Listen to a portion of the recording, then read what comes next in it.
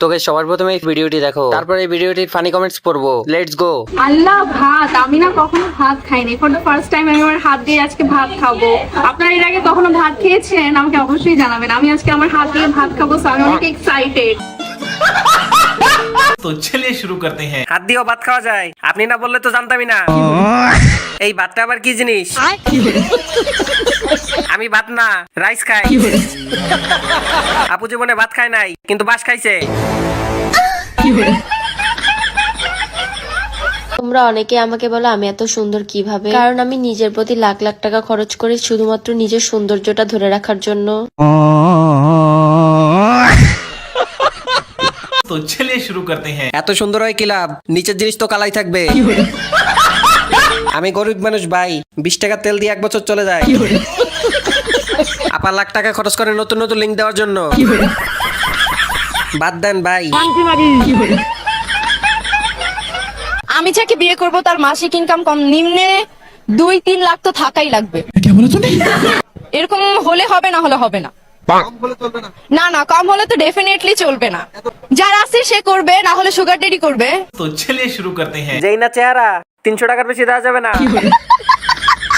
এই আশায় থাকতে থাকতে পরে তোমাকে 500 টাকায় খাট কামাতে হবে। মনে হয় আজই পাবনা থেকে চারা পাইছে। আপা মনে হয় উন্নত মানের রিমো ফ্রিল্যান্সার।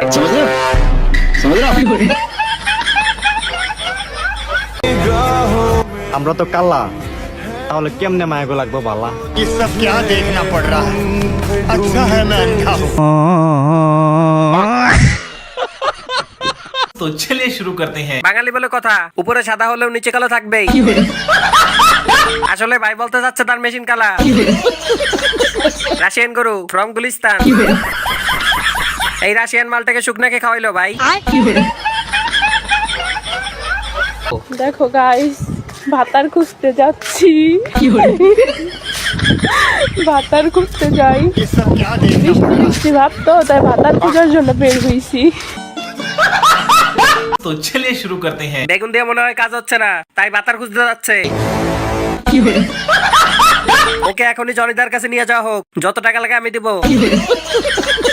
আবাসিক হোটেলের দৃষ্টি আকর্ষণ করছি, আপনাদের কর্মী পালাই আইছে। যাই হোক, আপুর মনটা অনেক বড়।